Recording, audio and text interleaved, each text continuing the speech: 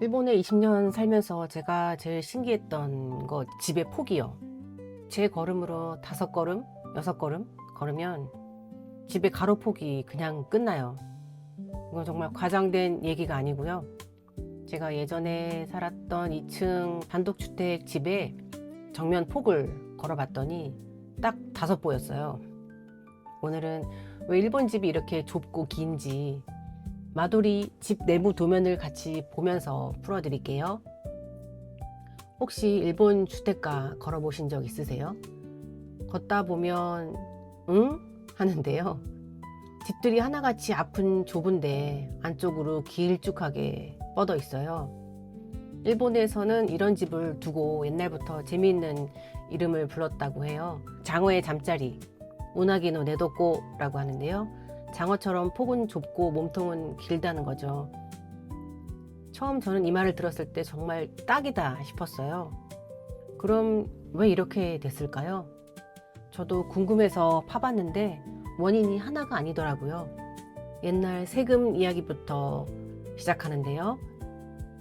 일본 집의 정면 폭, 도로에 닿는 그 폭을 일본어로 마구치라고 해요. 에도 시대에요. 이 마구치에 세금을 매겼어요.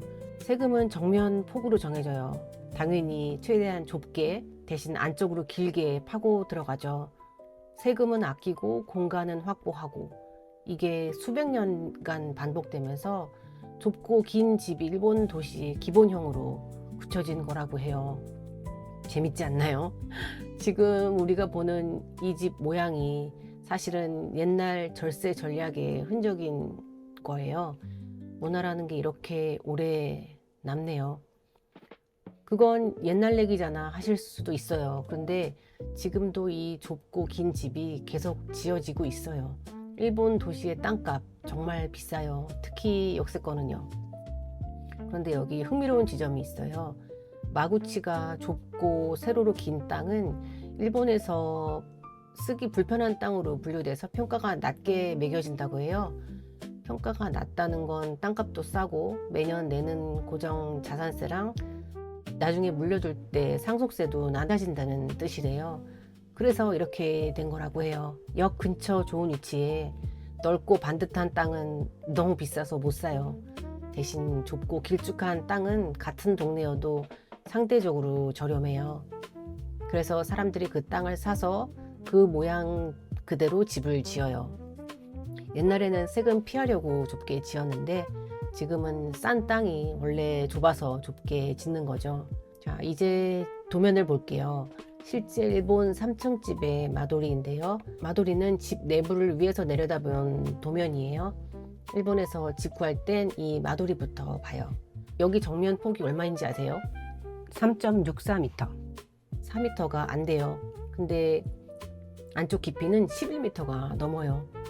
폭대 깊이가 거의 1대3이에요. 진짜 장어처럼 홀쭉하고 길죠. 1층을 보면 여기 제일 큰 자리. 차 한 대가 1층 절반을 차지해요. 그리고 남은 좁은 폭에다가 현관, 수납, 방을 세로로 우겨 넣고요. 폭이 좁으니까 방을 옆으로 나란히는 못 놔요. 그래서 앞뒤로 세로로 쌓듯이 배치해요. 현관 옆에 방을 하나 두려면 건물 폭이 6m는 필요하거든요. 그런데 이 집은 4m가 안 되니까 복도를 넉넉히 못 만들고 방과 방을 통해서 안쪽으로 들어가는 구조가 되네요. 제가 아까 5걸음이라고 했잖아요. 딱 이 얘기예요. 폭 4m면 성인 걸음으로 정말 4-5보 정도 되거든요. 제가 살던 집이 그랬어요. 참고로 이건 폭이 넉넉한 집이에요. 1층에 거실이랑 방이 옆으로 나란히 펼쳐져 있는데요. 폭이 넓으면 이렇게 옆으로 피죠. 근데 폭이 없으면 위로 쌓는 수밖에 없어요. 그래서 좁고 길지만 2층, 3층 집이 많은 이유이기도 하고요. 그런데 여기서 궁금해지실 것 같아요. 그럼 일본 집은 다 좁아? 아니에요. 넓은 집도 물론 있죠. 다만 사는 방법이 좀 달라요. 일본에서 집 사는 방법은 크게 3가지예요. 첫째는 타테우리, 건설사가 땅을 사서 집까지 다 지어놓고 세트로 파는 거예요. 오늘 얘기한 좁고 긴 집, 1층 차고형 집의 상당수가 이런 형태고요. 싸고 빠른 대신에 구조는 정해져 있어서 바꿀 순 없고요. 두 번째는 주문주택이라고 주문주택이에요. 구입자가 먼저 땅을 먼저 사고 설계사랑 처음부터 도면을 짜서 짓는 거예요. 내 생활에 맞춰서 넓게 자유롭게 만들 수도 있죠. 대신 돈도 시간도 더 많이 들고요. 넓고 여유 있는 집을 원하는 돈 좀 있는 사람들은 대체로 이걸 선택하죠. 셋째는 남이 쓰던 중고주택을 사는 거고요. 재미있는 건 좁은 땅이라고 꼭 기성품만 있는 건 아니에요. 오히려 땅이 좁을수록 그 땅에 딱 맞게 짜내려고 직접 설계하는 경우도 많아요. 그리고 이 좁은 폭이 예상 못한 데에서 또 문제를 일으켜요. 자동차요. 일본에는 한국에 없는 제도가 하나가 있어요. 샤코쇼메이, 차고 증명서예요. 내 차를 세워둘 자리가 있다는 걸 경찰서에서 증명을 받아야 해요. 그리고 이 증명이 없으면 차를 등록할 수가 없어요. 번호판이 안 나와요. 그러니까 주차 자리가 없으면 차를 아예 못 사는 거예요. 신차든 중고차든 똑같이요. 조건도 있어요. 그 주차 자리는 집에서 직선거리 2km 안에 또 있어야 해요.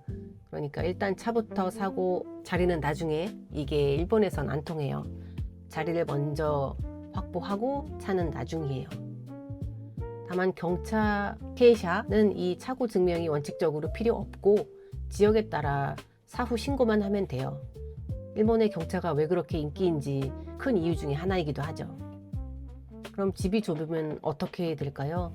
마당에 차댈 자리를 못 만들면 매달 돈 내고 월 정액 주차장을 빌리던지 아니면 차를 포기해야 돼요. 그래서 일본 사람들이 짜낸 답이 집 1층에 아예 차고를 넣는 거예요.